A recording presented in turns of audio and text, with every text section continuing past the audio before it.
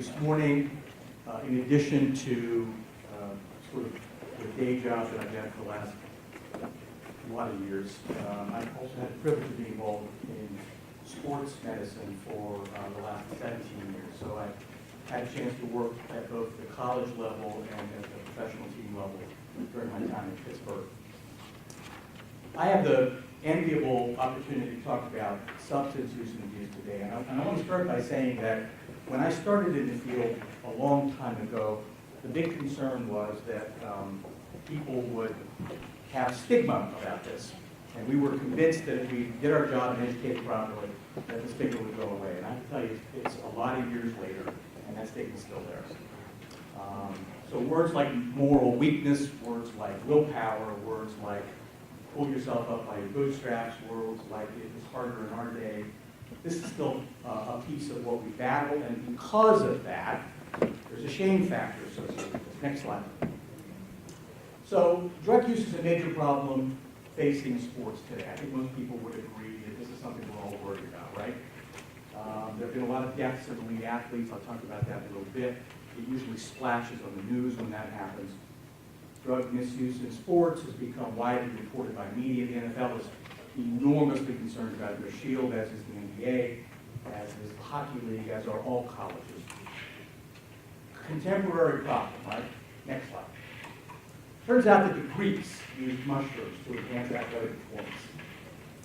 Turns out that Roman wrestlers used special mixtures of herbs to improve their competition skills. The same thing was true with Egyptian athletes, who, by the way, used Abyssinian donkeys Roundup. I wouldn't recommend it. South American tribes used local liquors. Next slide. 19th century was caffeine. There was the first reported death occurred in 1896. English cyclist died of an overdose of a performance-enhancing drug. World War II, we gave amphetamines to our own troops. There's some evidence that the Germans may have given testosterone to troops.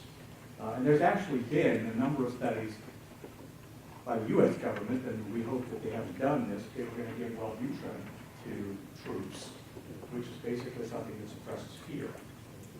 Next slide. Following the use of the war, amphetamines and anabolic steroids spread. A famous cyclist died in 1960. Next slide. You saw deaths in the 1968 Olympic. Anabolic steroids started to surface back in the 70s. Next slide. Then you saw blood doping in the 70s because cyclists have been mostly associated with this. Next slide. And there have been a whole variety of adverse events associated with this. You can read about this later. We'll give you all the slides. Next one. So there are newer agents on the field. You're going to hear later about eating disorders. I've worked with wrestlers a lot. They're constantly concerned about making weight. If you work at all with people who are dancers, very often weight issues become a piece of this. And a lot of different uses of medications, including laxatives, become part of it. Next slide. And again, you can read about all these on your own. Next slide, please. So what's the reason?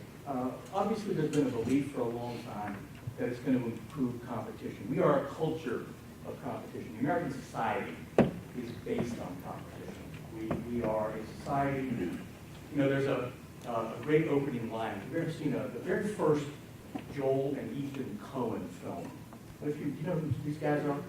So they filmed like Fargo, and they did Big Lebowski, and a variety of films. They had a film probably back in the 80s called Blood Simple, and it starts with a voiceover where a guy said, you know, I hear about this thing called communism in Russia, where people make money and you get it according to your ability and you receive according to your need, and the culture's designed for everybody to take care of themselves. He said, well, I don't know about Russia. He said, but here in Texas, it's every man for himself. And the American culture has based itself on a concept of rugged individualism. It's actually part of our cultural heritage. And I think it's rife in our sports. There's a lot of pressure from this. Next step. There's influence from the media around these kinds of rewards, and there's a belief in multiple benefits that are going to be accrued if we can increase strength and endurance. Delay in the onset of fatigue, and an increased ability to concentrate, and a decreased sensitivity to pain. It's sort of the panacea. If something's too good to be true, it's usually too good to be true. How many folks have experienced a runner's high? Tell you a little secret. Endorphins, which are produced when you exert, you know this, bind to the same receptor sites in the brain as what? Opiates. Same receptor sites. Body gets that same sense. You know what that rush feels like after a brisk run? It's the same set of receptor sites. Next slide. The truth is there's not much improvement offered by most drugs, not when you look at it empirically. When they've done some empirical studies on this, it's an overblown fallacy, but nevertheless it's a strong one. The whole nature of sports is that it's supposed to be people competing on some sort of level field or playing ground. Next slide. Now the NCAA, the NFL, the NCAA, the NBA, you can name the league, has had efforts over the last 15 years to be a response to this. The idea is to promote fairness, to improve safety, to evolving testing, to try to enforce discipline, and also to encourage people to discourage use. Now, you know, when I was training, I started in drug and alcohol treatment many, many years ago, and I've broadened my practice over the years. But when I was first training, I worked in a detoxification center, which is an inner city system, and there was a woman who was going through withdrawal. I don't know if you've ever seen anybody going through withdrawal, but their pulse accelerates, their respiration gets quick and shallow. They begin to experience panic. There's a lot of physical symptoms that are very distressing. And I watched an old former Navy physician who was grumpy and tired that night walk up to somebody in the middle of a panic attack and say, try to relax. Now, this is not a helpful intervention. And it's about the same as saying to somebody, just try to stop using or just try to stop doing what you're doing. Mark Twain had a great quote. He said, habit cannot be flung out the second-story window. It has to be coaxed down the stairs one step at a time. And we're talking about a lot more than habit here. We're talking about a brain disorder. I have a little bit of a concern about the fact that what we do, what my field does, often is called mental health, as if it's something different than the body. Descartes did us a disservice 500 years ago with the mind-body split, because the idea here is that somehow there's something that happens up here, and then there's something that happens in the rest of the body. And the truth is that the two are one. Addiction disorders are brain disorders, and they are no different than the way our body dysfunctions when we can't produce insulin at the proper level. And we'll talk a little bit about this if you go to the next slide. There was a study done in 2014. Has anybody read this study? Yes. Have you seen through this? I'm going to do this really quick, just to give you kind of this is a flyover. So this was done, next slide. About 21,000 student athletes, next slide. 1 and 2 teams were invited to participate, next slide. Surveys were given to each participating institution, next slide. Since 2005, this was done in 2015, they've seen a self-reported decrease in drinking from about 63% to 44%. Females 41 to 33%. Next slide. Among student athletes, self-reported use of things like tobacco, marijuana, cocaine are much lower based on the study compared to 1985. Next. 22% claim that they've used marijuana in the past year, compared to about 33% of all students in colleges. So athletes are a little lower in their self-report. Next slide. Division III athletes, you're probably not going to be surprised by this. Division III athletes reported higher usage than 1 or 2. Any idea about why you think that might be? They are tests. Pardon? They are drug tests. Yes. I think a lot of it's external monitoring. I also think it's extraordinarily high needs for competitive advantages. Next step. Substance use is generally higher among male students. Does that surprise you? No. Next slide.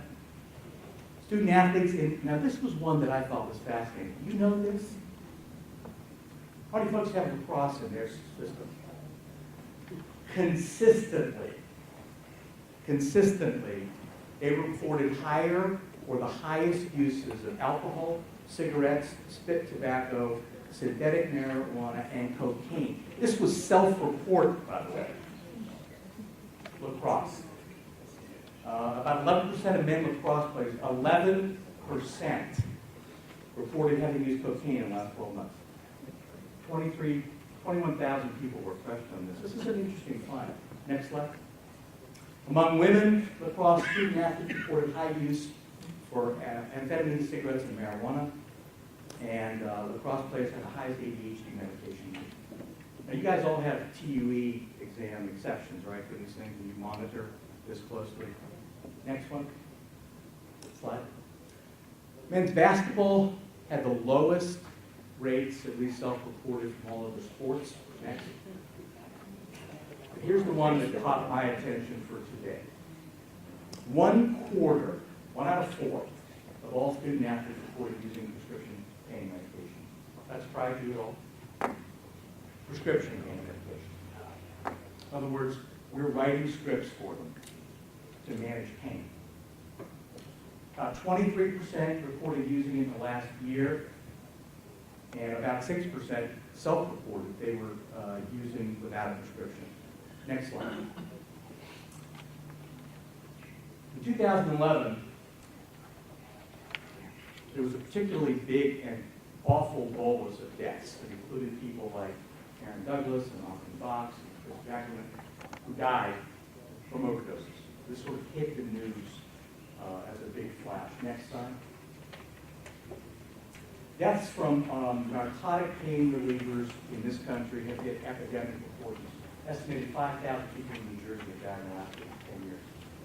And there's not a county in the community or the country that I've gone to recently where people haven't been talking about what's the solution to opiate overdoses.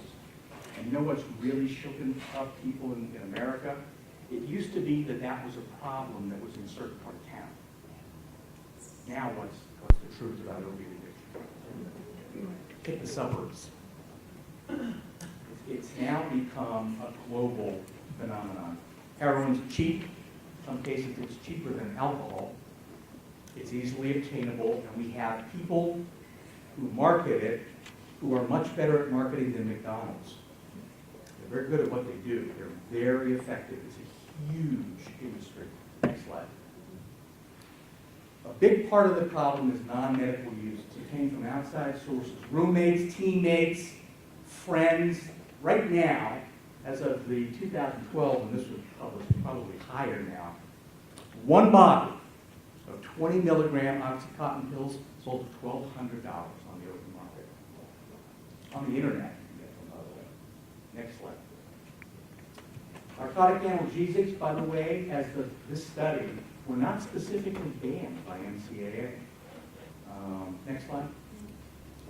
Prescription painkillers bind to the same receptors that we talked about before. The same ones that endorphins bind to, the same one that opiates bind to. There is a euphoria. Has anybody ever had a surgical procedure where they've given you an opiate-like substance? Have you ever had this? You don't have to raise your hand if you don't want to. It is a remarkably euphoric sensation. Anxiety tends to disappear for a while. There's a sense of kind of floating. In the early 1700s and 1800s in the Far East, they actually had things called opium dens. Have you read about these?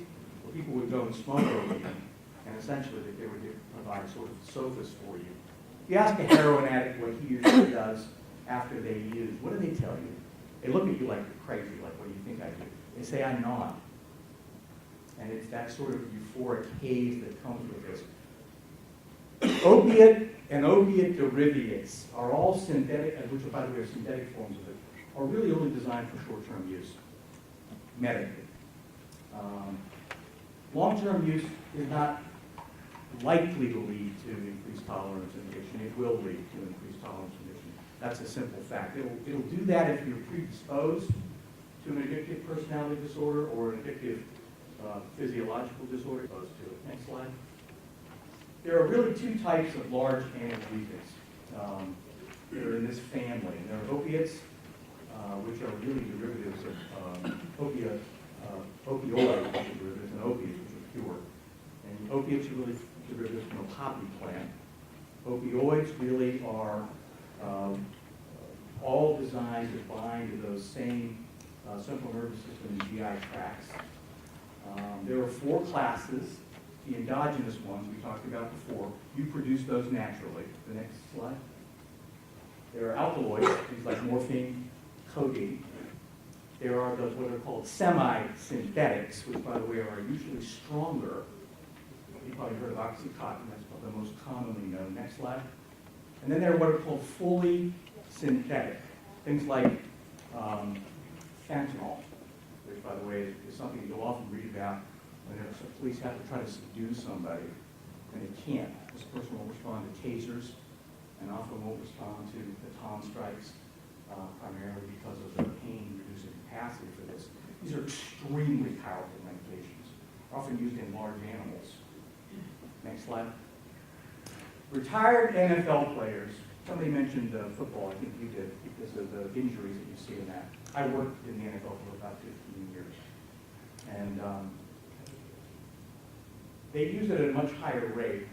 The St. Louis study recently, Washington said that the collisions involved in that sport, you know, it's amazing. Most national networks will actually run series, you can get them on the internet, of really, really ferocious hits. And they'll run it for entertainment. You can, if you Google NFL hits, you'll find tons of watching people hit sort of within an inch of their life. Recently, Ghinassi for the Patriots talked about playing with a broken rib. I don't know whether that was ever confirmed or not, but he indicated that he had a partially collapsed lung and was continuing to play with this. Contributes to the use of these painkillers over time. There was a study published called Drug and Alcohol Dependence, which looked at about 600 former NFL players. Next slide. And they asked them about their level of pain, concussions. About 7% of the former players were currently using some opioid drug, about 4 times the rate of the general population.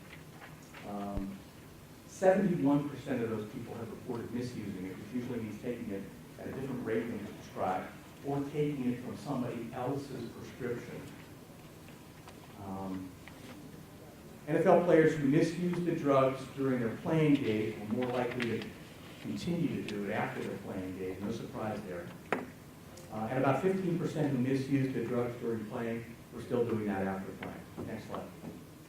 Sybil Marsh at the University Hospital Case Medical Center, who has an expertise in addictions medicine, talked about warning signs, and this is something that you can look at later.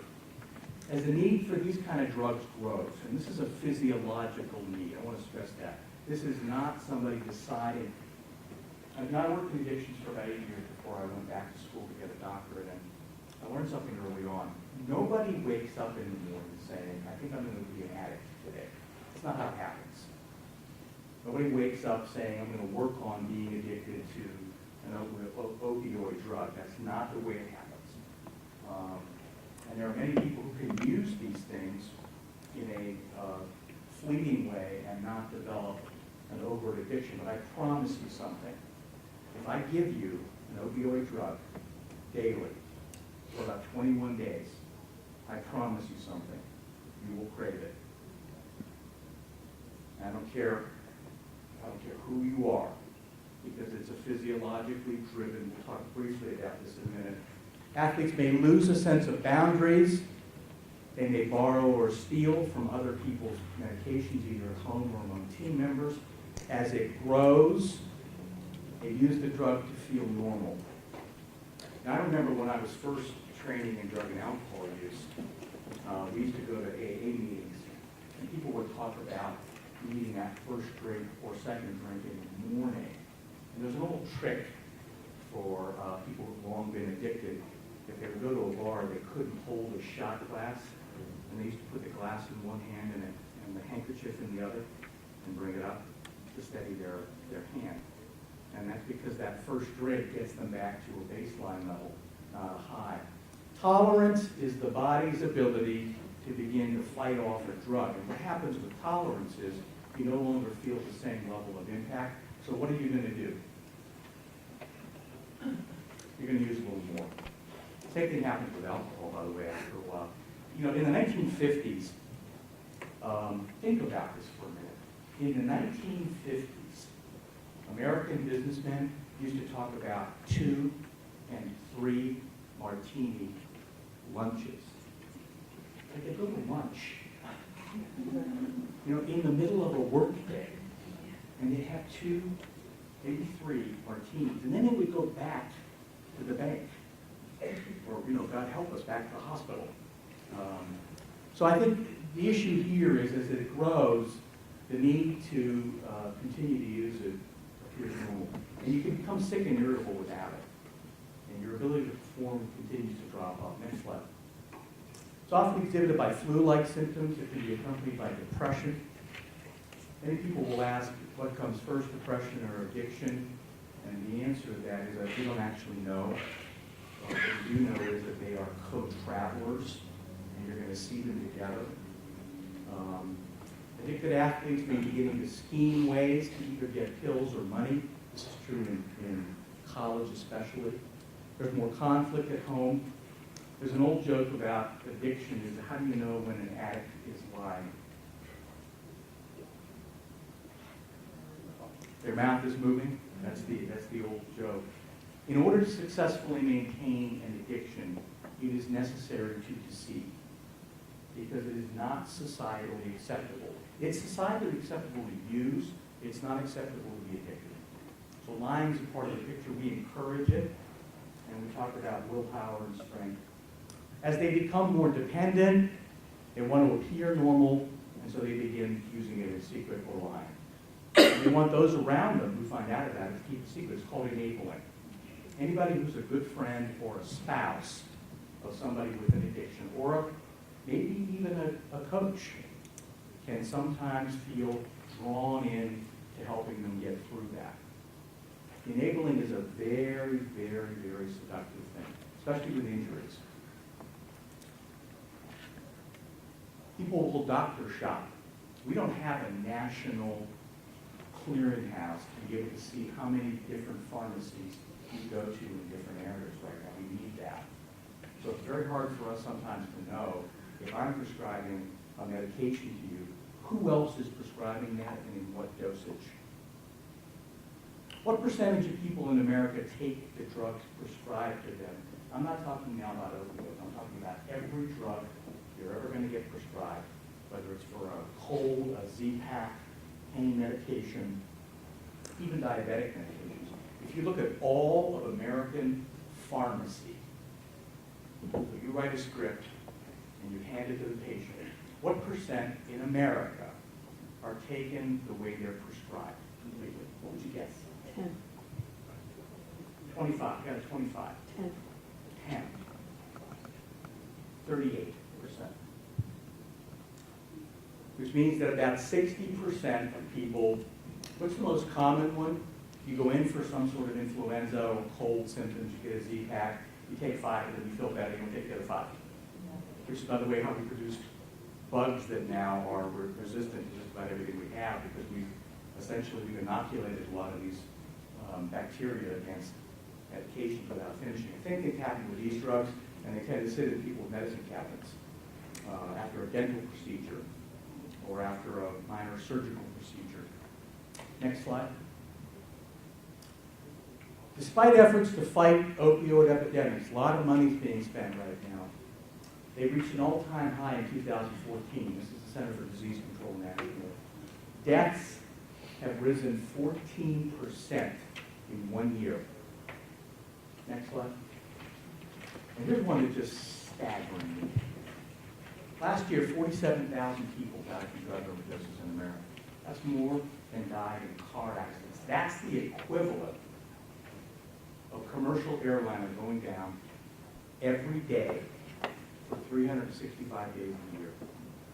Now, if that happened in any other industry, if you had a commercial airliner going down every day, how long would it be before we shut the airlines down? And this is exactly what's happening with our youth. The use of things like Oxycontin have jumped 10% between 13 and 14. And deaths from heroin overdoses in the U.S. have risen 26%. This is an epidemic on the level of the Spanish influenza. The biggest increase in deaths was found from these new synthetics, which are extremely powerful. It went up 80%, according to the CDC. Next one. Prescription painkillers, we talked about before, are just derived from heroin. These drugs are very similar, same receptors.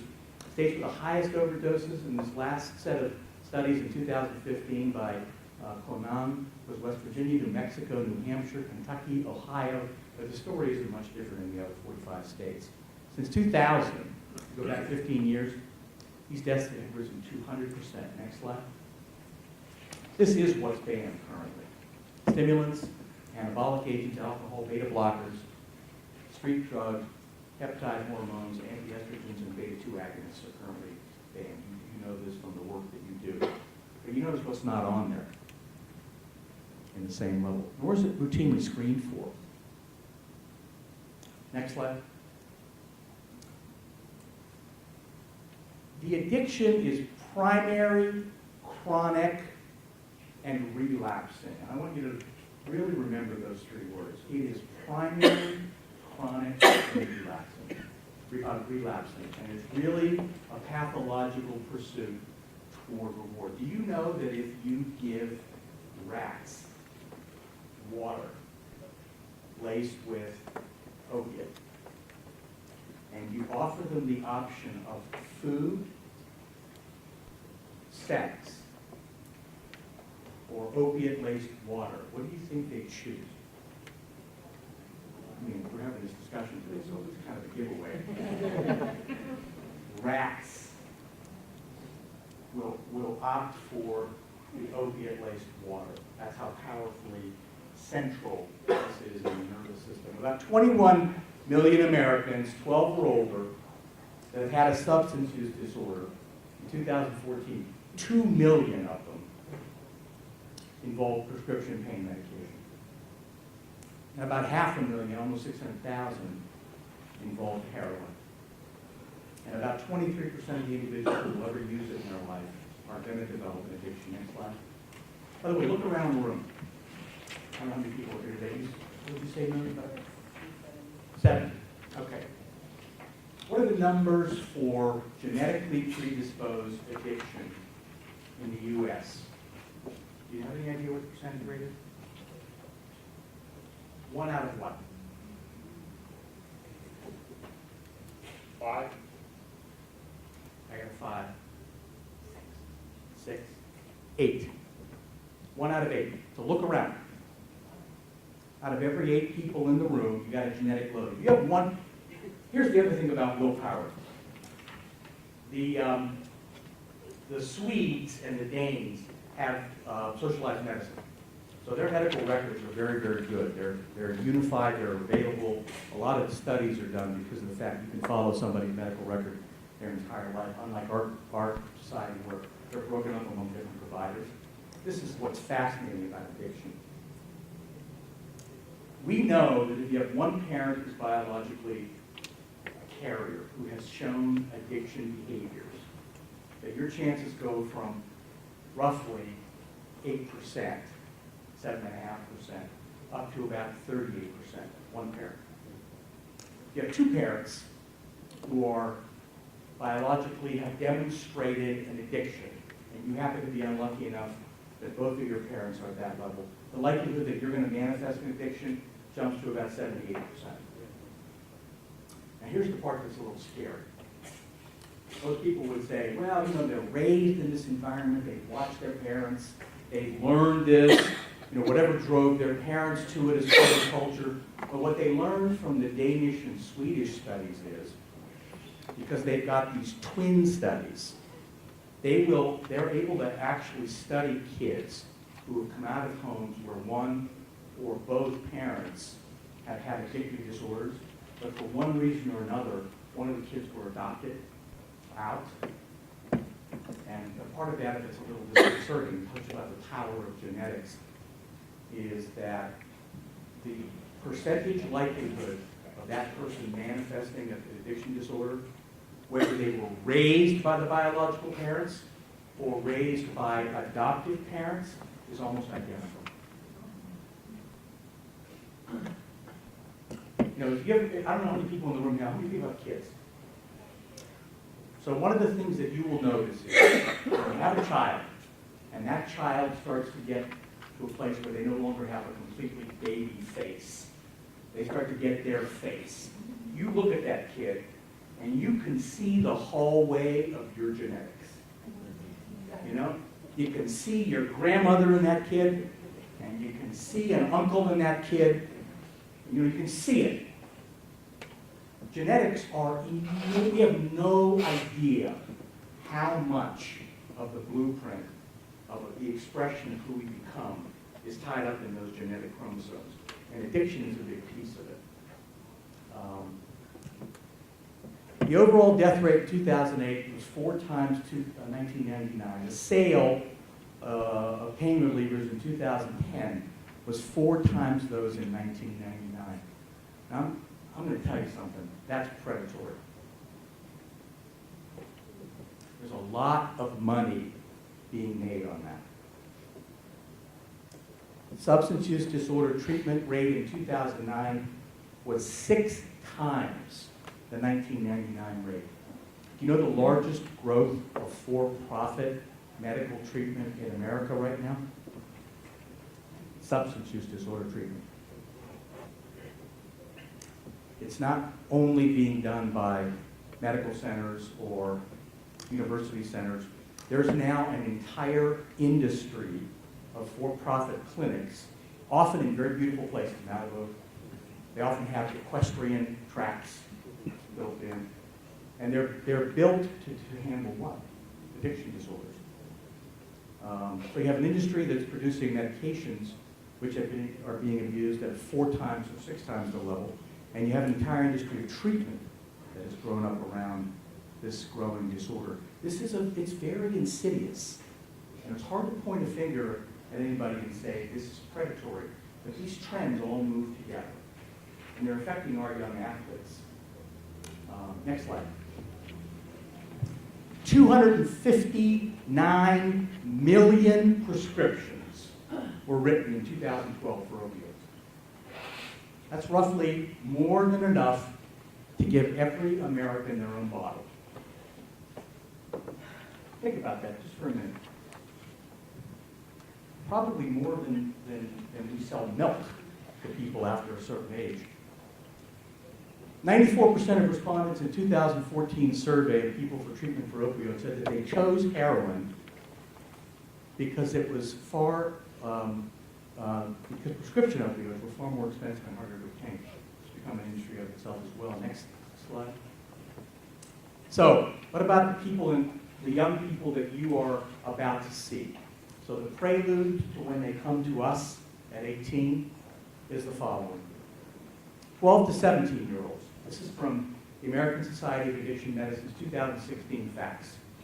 In 2014, almost 500,000 kids between 12 and 17-year-old were current non-medical users of pain relievers. In other words, these were kids who had access somehow to prescription pain medication. About 28,000 adolescents in 2014 reported that they had used heroin in the past year, and about 16,000 of these kids were current heroin users. People often said at this age range that they share unused pain relief medication, but they're not really aware of the dangers of it.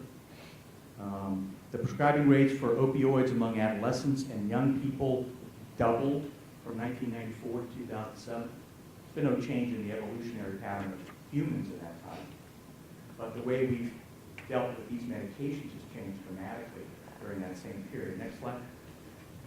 So, what are some of the suggestions? Well, Schwartz and Chladni for NCAA about a year ago sort of wrote the obvious. This comes under the category my grandmother would say, that's obvious. So the first recommendation is avoid opiates where possible, okay, as a treatment. These idea of non-steroidal anti-inflammatory agents as a first line of offense against severe pain, especially when it's associated with inflammation, as in severe sprain, which is probably one of the most common things you see in your day-to-day activities. Depending on the injury, care should be used about using these because of increased bleeding, obviously. Always explain to people who are going to get them that opioids are time limited and very brief in their duration. That should be said at the very same time they're doing it. Inform them at the beginning. This is a very powerful medication. We're going to give it to you in a very short dosage for a very short time because anybody will become addicted to this. Even non-humans will become addicted to this. And I tell people that rats will prefer it to food if given access to it. I will tell a person that. Next slide. Explain the risks and dangers. Prescribed in very low doses and in very small quantities. Note, the problem with this is that insurance plans will often charge the same for a few pills as for a month's supply. Think about that. So what's the default? I'm going to give you a month's supply. Never give a student athlete a larger supply than a couple of days, and monitor them closely. Many of the people who misuse these drugs get them from friends, from the month's supply they didn't finish. And there's a place where we can intervene on that. Instruct them to keep them locked away in a safe place, and that giving them to their friends is not unlike giving their friends poison. But this is not helping them. And you have to limit the risk for possible diversion or theft. Next slide. Do not prescribe long-acting or extended-release opioids. These are on the market because they tend to be much larger doses designed to, instead it's better to give ones that they have to take more frequently, but for a few days. And they have to be monitored very closely. Screen everybody who gets these for a history of depression or other psychiatric disorders because this can actually mask or mimic pain issues. Many young kids will manifest depression somatically. Adults tend to manifest depression emotionally. Kids somaticize it. They'll tell you they've got a stomachache or a headache. They will manifest it through their body, not so much through their emotional. That's not until we get to be about 20 to 22. Keep in mind that student athletes are going to be very reluctant to disclose a history of mental health. And this is where relationships come in. What's the magic elixir of relationship? You heard before asking a question like, how do you really feel? Well, the strength of somebody answering you on that level is a relationship. Now, here's the beautiful part about it. Here's why I am always just shy of delusionally optimistic about this. One of the things that you excel at, you have relationships with these kids. They trust you. They tell you about girlfriend, boyfriend problems. They tell you about difficulties with their parents. You are a mother, father, priest, absolver, rabbi. You form a lot of different relationships with these kids. They're going to be able to share things with you that they might not be able to share with their own parents. You know, the years that I worked with the Steelers, I got more referrals from the athletic trainers at that team than I did from the physicians on that team. Why? Because they spent hours with their hands on these people. Why do people always talk to their barber or beautician? Because they spend 45 minutes with their hands on you, and you end up talking a lot. And athletic trainers have an extraordinarily powerful relationship. You know, they talk in medicine about the fact that as we get better and better at imaging, we touch patients less. There's a big article on this in the New York Times a few years ago. And they actually talk about the fact that patients miss that, this sort of the sense of intimacy that you have with a primary care or a physician, because of the fact that you've allowed, in America, how much space do we like in America? There's actually studies on this. We like about 38 inches. If I don't know you, I want about 38 inches. The only people we let get closer than that are intimate members of our family or little kids. When we train foreign diplomats for international work, especially in Arab or Mediterranean countries, we have to train them to not take a step back when Mediterranean or Arabs get closer, because they like to get about 18 inches, and we get very nervous about that. They are very trusting of you as a group. So, keep in mind that they should be avoided in these groups. It's helpful to have obtained these medical histories to find out whether there are these kinds of depression problems. You're in a great place to be able to ask that question about how's this for you, how's this feeling for you, what can I do to be of help? Next question, next slide. One last piece, and I'm going to end. This is not an easy road, and I don't think this is something where you feel like you have to carry the water on this. Recovery from addiction is a lifelong endeavor. You know, it's not something where you cast it out the second floor window. You have to coax it down the stairs one step at a time, and you have to do that on a day-to-day basis. Once somebody has had an experience where they are addicted to an opiate or other kinds of addictive disorders, that vulnerability is always there. And during times of fatigue or stress, it's likely to reemerge. Please involve the professionals that you work with. I think you should be doing education programs, I know many of you are, about the hazards of addiction before people experience it. The NFL now builds it into their player development series. Every rookie goes through 18 lectures, all 32 teams, with a curriculum that includes that. They trust you, they bring things to you, you have enormous ability to be able to help with this. The opioid addictive epidemic is not going to go away. I think you're going to see more of this before it gets better. How many folks know what Narcan is? And we've now developed an entire industry for giving people a medication that allows us to save their life after an addiction. Think about that, after an addiction. I'm going to stop on time because I stand between you and something we're addicted to. It's called lunch. But I want to thank you for the work that you do every day with these young people. They perform at the peak of their capacity and ability. They're also vulnerable to these kinds of things, and I think it's remarkably powerful that you're there to be a help to them. And I thanks for your attention today.